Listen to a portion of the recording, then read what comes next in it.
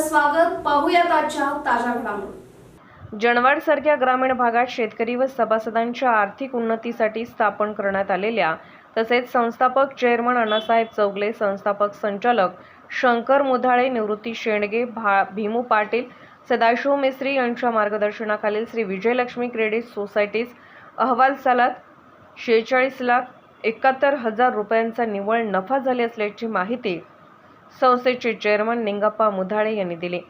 येथील पांडुरंग कल्लेश्वर मंदिरात आयोजित संस्थेच्या 29वी वार्षिक सर्वसाधारण सभेत त्यांनी ही माहिती दिली. अध्यक्षस्थानी बापूसो नोरजे होते. प्रारंभी उपस्थित मान्यवरांच्या हस्ते फोटोपूजन करण्यात आले.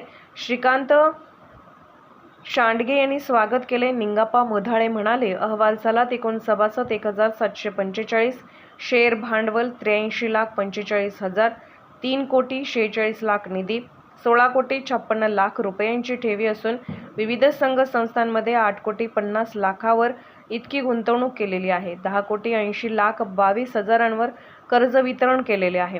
संस्थेत 46,71,000 रुपयांचा नफा झाले असल्याचे सांगितले. संस्थेचे प्रधान व्यवस्थापक पुंडलिक खापरे यांनी नफा, तोटा व अंदाजपत्रकाचे वाचन करून मंजुरी मिळवली.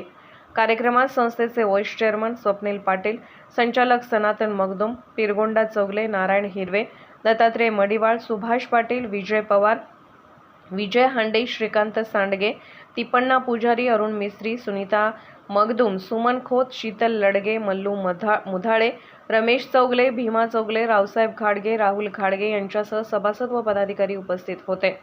SB न्यूजसाठी बोरगावहून मुख्य संपादक शिवाजी भोरे. वातावरण किंवा प्रतिकूल अशी आर्थिक परिस्थिती गावची होती. 29 वर्षात फक्त संस्थेचीच प्रगती झाली असं म्हणता येणार नाही. संस्थेच्या माध्यमातून संपूर्ण गावाची, सभासदांची व पर्यायाने शेतकऱ्यांची सुद्धा प्रगती झालेली आहे. त्या प्रगतीत विजयलक्ष्मीचा वाटा सगळ्यात मोठा आहे असं माझं वैयक्तिक. कारण आता संस्थेच्या मॅनेजरनी अगदी 1 रुपया कसा आला आणि कसा गेला इतका संपूर्ण डिटेलमध्ये अहवाल आपल्या समोर सादर केलेला आहे. मला वाटतं इतका डिटेल अहवाल कुठल्याही वार्षिक सर्वसाधारण सभेमध्ये मिळत नाही आपल्याला. कारण जमा आणि खर्च याचा संपूर्ण ताळेबंद त्यांनी दिलेला आहे.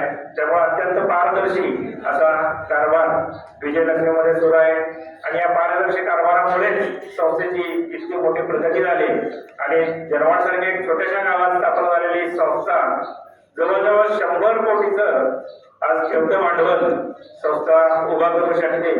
हा सभासदांचा संस्थेवर असलेला विश्वास यातूनच दिसून येतो.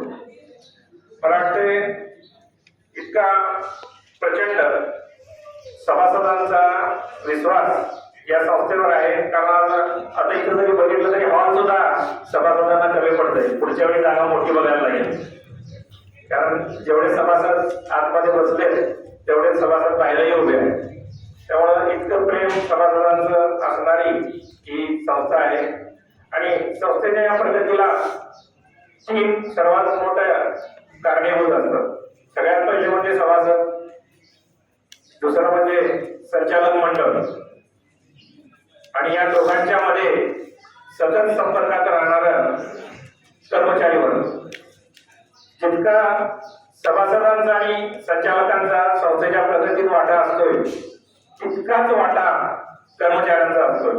राजकीय, सामाजिक, आर्थिक असा सर्व घडामोडींचा आढावा पाहायला विसरू नका SB न्यूज चॅनल आणि नक्कीच सबस्क्राईब करा.